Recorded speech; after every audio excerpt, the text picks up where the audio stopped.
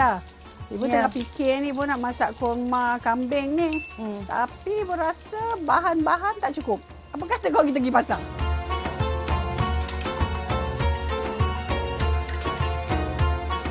Sekarang ni pasal kita pakai kambing, kita nak kena rebus dulu kambing tu.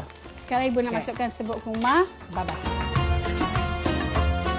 Mahukah engkau mengerti harapan serupa mimpi, ianya dapat terjadi atau hilang tak berganti.